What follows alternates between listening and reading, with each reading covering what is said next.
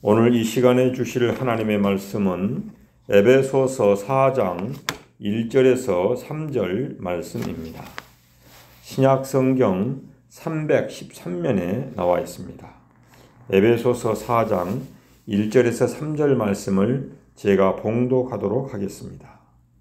그러므로 주 안에서 갇힌 내가 너희를 권하노니 너희가 부르심을 받은 일에 합당하게 행하여 모든 겸손과 온유로 하고 오래 참음으로 사랑 가운데서 서로 용납하고 평안에 매는 줄로 성령이 하나 되게 하신 것을 힘써 지키라.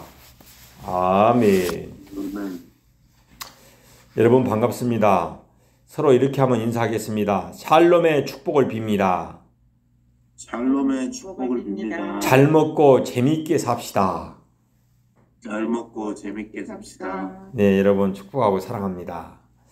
여러분 예전에는 주로 편지나 카드로 서로 소통하면서 살았습니다. 그래서 크리스마스 때는 100장이 넘는 카드를 손수 이렇게 그리고 사슴도 그리고 또 여러 가지 산타클로스 할아버지도 그리고 해가지고 이렇게 직접 만들어서 보내곤 하였습니다. 그 시절에 있었던 이야기입니다. 한 할아버지가 우체국에 가서 우표 몇 장을 사려고 줄을 서 있었습니다. 이렇게 연말이어서 줄이 꽤 길었던 것입니다. 그래서 우체국 그 직원이 할아버지에게 다가와서 이렇게 물었습니다. 혹시 할아버지 우표 사시려고 줄 서시고 계신 것은 아닌가요?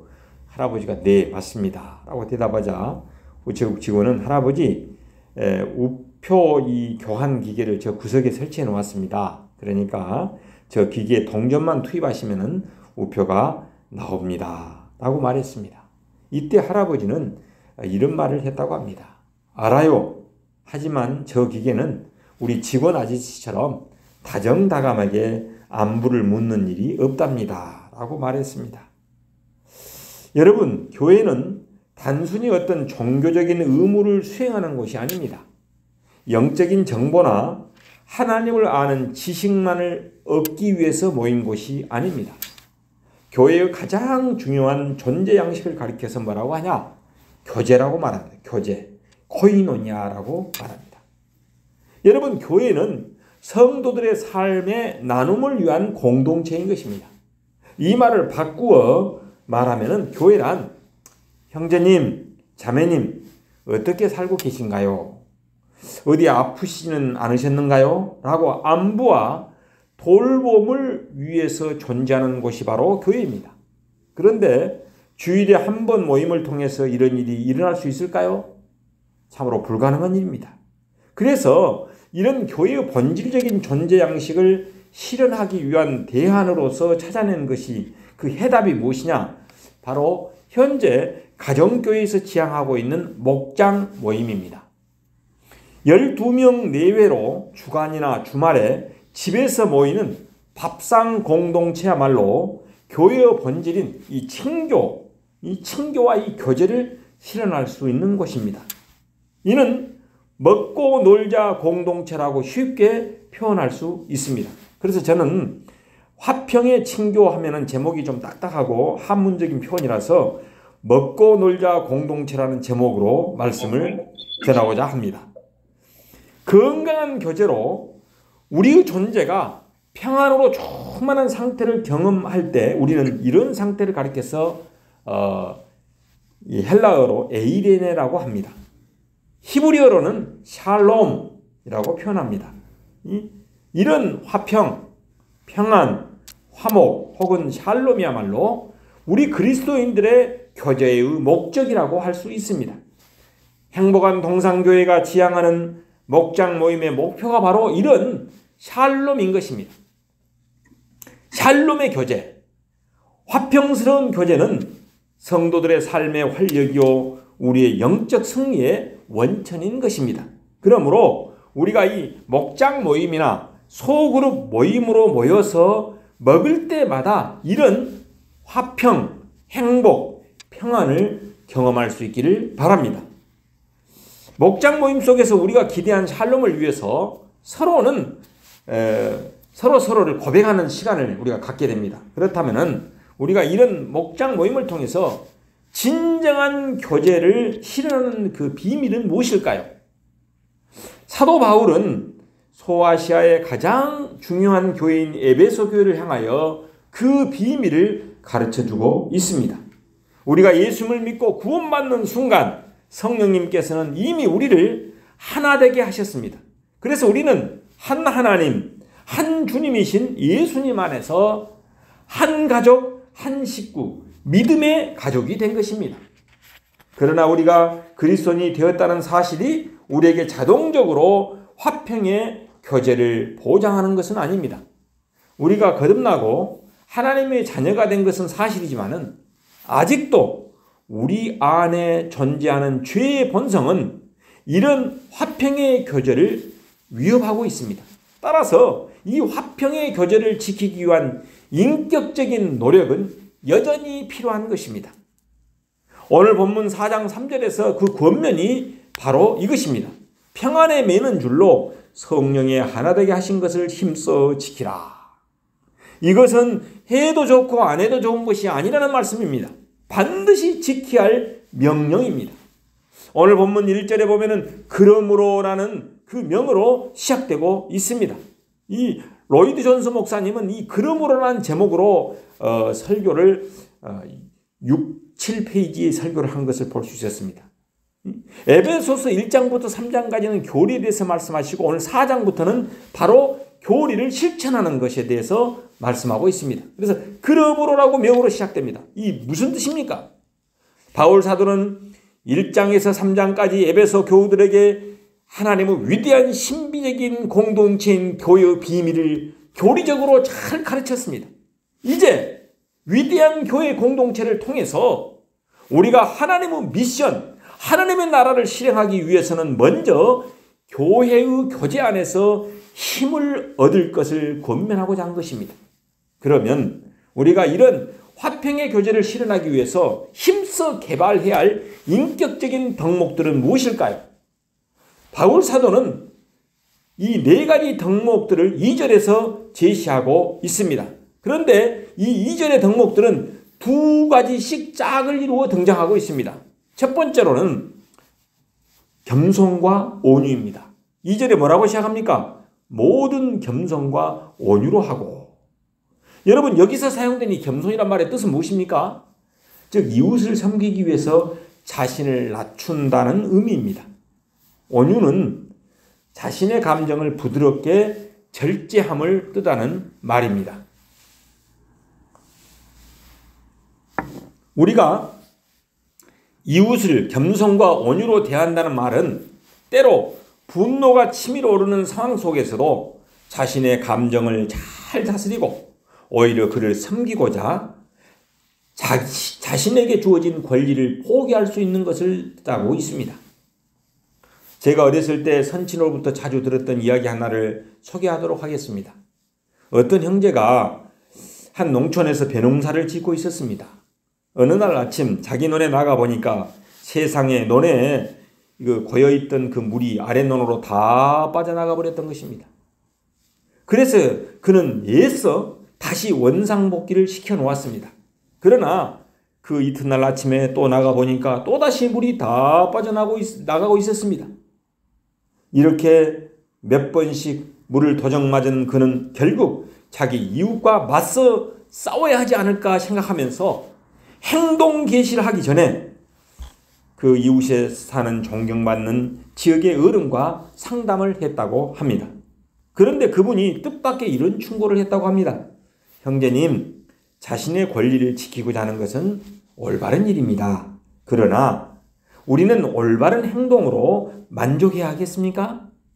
올바른 일 그 이상의 행동을 할 수는 없을까요? 이렇게 말씀하더랍니다. 그래서 그는 집으로 돌아와서 하나님, 올바른 일 그 이상으로 내가 이웃에게 할 수 있는 행동은 과연 무엇입니까?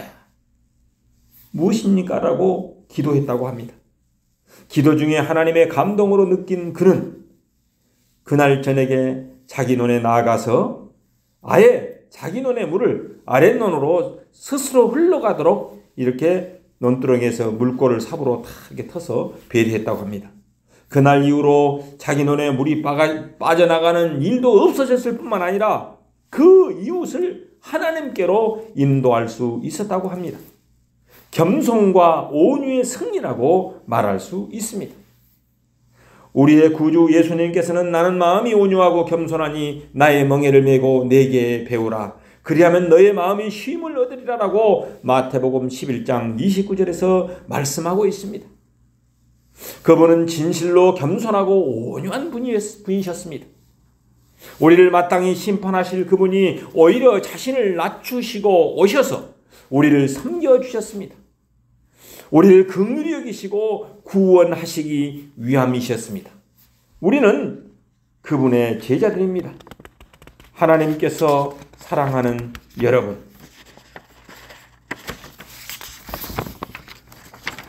화평의 교제를 열망하십니까?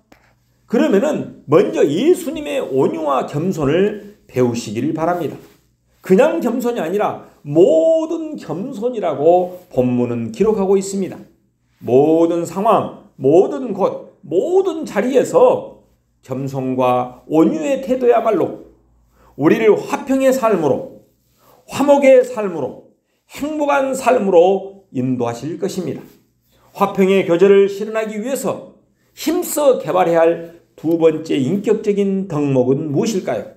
둘째는 오래 참음과 용납함이라고 말씀하고 있습니다. 2절 이어서 이렇게 말씀이 나오고 있습니다. 오래 참음과 사랑 가운데서도 서로 용서하고 용납하고. 우리가 이웃들과 관계에서 화평을 누리지 못하는 또 다른 이유가 무엇이냐? 우리가 서로를 대해서 오래 참지 못하고 서로를 용납하지 못하기 때문입니다. 우리가 이웃들에 대해서 오래 참는 것은 매우 중요한 일입니다. 그러나 오래 참는 것만으로는 부족합니다. 오래 참고 있지만은 우리 안에 미움이 도사리고 있다면은 우리는 아직 이웃들과 화평의 관계를 회복하는 것이 아닌 것입니다. 누가복음 15장에 나오는 사랑의 아버지는 자신을 거역한 둘째 아들, 그 탕자 아들을 오래 참으셨을 뿐만 아니라 그를 아들이 돌아오자 있는 모습 그대로 받아주었습니다. 이 받아주는 아버지의 사랑 안에서 탕자는 비로소 새사람이 될 수 있었던 것입니다. 변화된 새사람이 될 수 있었습니다. 우리가 정말 주님께서 원하시는 화평의 사람이 되려면 사랑으로 우리의 이웃들을 용납할 수 있어야만 합니다. 용서할 수 있어야만 합니다. 그가 우리에게 어떤 어려움을 가져다 준 상대라 하더라도 말입니다.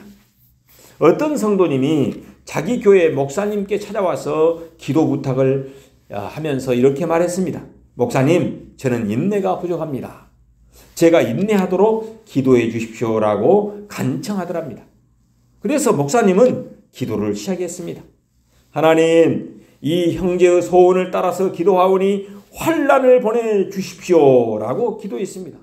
그러자 그는 갑자기 기도하고 있는 목사님의 팔을 툭툭 치면서 목사님 환난이 아니라 인내입니다. 인내.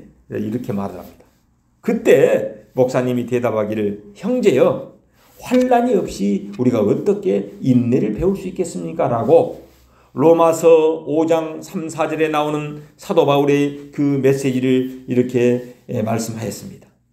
우리가 환난 중에서도 즐거워하나니 이는 환난은 인내를, 인내는 연단을, 연단은 소망을 이루는 줄 알미로다라고 하시면서 환난은 인내를 낳는다고 하지 않았나요? 라고 말했다고 합니다. 여러분, 진실로 인내 혹은 오래 참음은 환난이라는 구체적인 상황 속에서 만들어지는 것입니다. 견디기 어려운 상황이라말로 무엇보다 인내를 학습해야 할 자리인 것 같습니다. 하나님은 종종 저와 여러분이 이 인내의 성품의 사람이 되도록 우리로 환난의 자리에 서게 하십니다. 이 환난 가운데서도 가장 힘든 환난이 무엇이냐? 바로 인간관계의 환난이라고 말할 수 있습니다. 인간관계가 어려워질 때 정말 삶은 지옥처럼 숨이 막히고 고통일 수가 없습니다. 그러나 이런 상황이야말로 우리를 대하여 오래 참으신 예수님의 인내를 묵상할 때인 것입니다. 인간에 대한 환멸을 느끼고 세상에 싫어질 때 이 말씀을 한번 묵상해 보십시오. 소망이 우리에게 부끄럽게 하지 아니함은 우리에게 주신 성령으로 말미암아 하나님의 사랑이 우리 마음에 부은 바 됨이라 라고 로마서 5장 5절에서 말씀하십니다. 이 세상에 존재하는 모든 종류의 인간들, 하나님을 원망하고 조롱하고 대적하고 있는 믿음이 없는 세대, 그러나 이 모든 인생들의 고난과 환난을 아시고 우리에게 비전과 꿈을 주시는 이 소망의 하나님, 바로 그 하나님이 여러분과 저의 하나님이시는 것입니다. 그 하나님을 여러분 묵상해 보십시오. 소망의 하나님이 모든 기쁨과 평강을 믿음 안에서 너희에게 충만하게 하사 성령의 능력으로 소망이 넘치게 하시기를 원하노라. 여러분, 그래도 마음이 움직이지 않거든 여러분이 하나님을 대하여 마음속으로 원망한 모든 일, 그 기대를 저버리고 그분을 실망시켜드린 낱낱의 행위들을 상기해 보십시오. 그럼에도 불구하고 그분이 나를 용서하시고 용납하신 하나님이시라면 과연 여러분이 용납하지 못할 이웃이 어디에 있겠습니까? 에베소서 4장의 마지막 권면의 말씀에서 이렇게 말씀하십니다. 서로 친절하게 하며 불쌍히 여기며 서로 용서하기를 하나님이 그리스도 안에서 우리를 용서하심 같이 하라. 그렇습니다. 이제 그 하나님의 도우심을 구하며 여러분을 섭섭하게 한 그 이웃을 참고 용납하고 용서하시기를 바랍니다. 성도님들 중에 어떤 분들은 이런 질문을 하실 수 있습니다. 목사님, 과연 억울한 일을 당하면서도 그렇게까지 참고 양보할 필요가 있겠습니까? 도대체 무엇을 위한 인내해야 합니까? 사실 이어지는 에베소서 4장 이하의 메시지는 거기에 해답을 주고 있습니다. 한마디로 말하면 그것이 우리의 유익을 가져온다는 것입니다. 무슨 유익이냐고요? 우리로 예수님의 품성, 예수님의 인격을 담게 한다는 것입니다. 모나고 거친 우리의 인격은 이런 상황, 저런 경험들을 통하여 빚어지고 다듬어져서 우리로 우리가 사랑하는 예수님의 장성한 분량에 이르도록 우리를 자라게 한다는 것입니다. 에베소서 4장 13절의 약속의 말씀을 한번 보십시오. 제가 한번 봉독하도록 하겠습니다. 우리가 다 하나님의 아들을 믿는 것과 아는 일에 하나가 되어 온전한 사람을 이루어 그리스도의 장성한 분량이 충만한 데까지 이르리니. 또 4장 15절에서는 이렇게 말씀하십니다. 오직 사랑 안에서 참된 것을 하여 범사에 그에게까지 자랄지라. 그는 머리니 그리스도라. 여러분, 그렇습니다. 우리는 범사에 예수 그리스도까지 성장하는 저와 여러분이 되어야 될 줄로 믿습니다. 이 말씀을 저는 묵상할 때마다 제자의 도리에 관한 그 주제의 내용이 들어있는 463장의 찬송이 저절로 고백됩니다. 신자 되기 원합니다. 이 찬송입니다. 신자 되기 원합니다. 사랑하기 원합니다.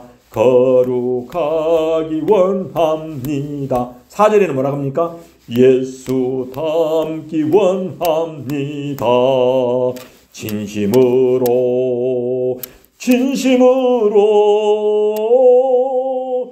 예수 닮기 원합니다. 진심으로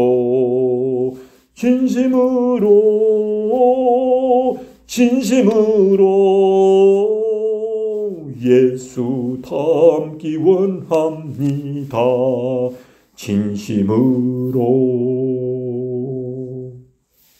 하나님께서 사랑하는 여러분, 우리 예수님께서는 우리를 빚어 예수님을 닮은 아름답고 맑고 밝은 멋쟁이 인생이 되게 하시고자 저와 여러분을 오늘의 인생의 교실에서 훈련하고 계신다면 이제 여러분들은 마음의 문을 여시겠습니까? 하나님을 다시 찬양하시겠습니까? 그리고 내 사랑하는 가족들과 함께 하나님께 예배를 드릴 수 있겠습니까? 그리고 목장 모임에서 겸손과 온유로, 그리고 오래 참음과 서로 용납함으로 화평의 교제를 연습하시겠습니까?